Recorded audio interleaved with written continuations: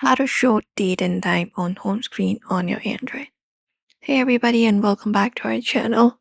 In today's video, we are providing you with a guide and instructions for that. So let's just dive right in with the video.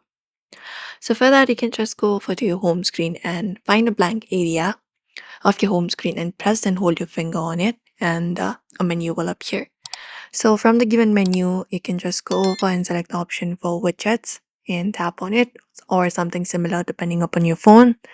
And from here, scroll down and find the section for clock. So find the clock section from the list of available widgets and tap on it. And there you should be finding different options of clock available. So you will be seeing different clock designs, digital, analog with weather, etc. So you can just go and tap and hold the one you want.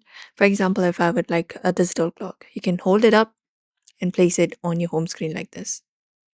And there we go. You find the home screen. You can just go over and resize it according to your choice, to your desired location on your home screen and release your finger. And you can resize the control to adjust its size. Now, what you need to do is basically in order to customize it, you can hold it up and go to the settings.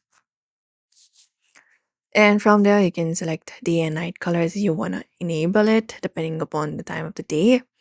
And once you do so, you can just go over and follow up the settings as well. Once you turn it off, you can select the color of the clock and even the transparency for your watch.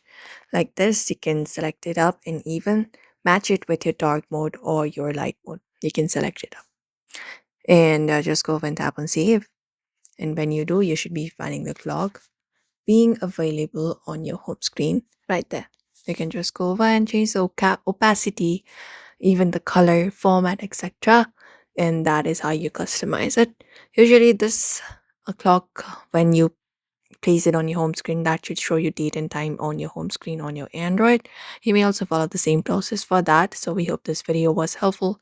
Give this video a like and also subscribe for more tips and tutorials.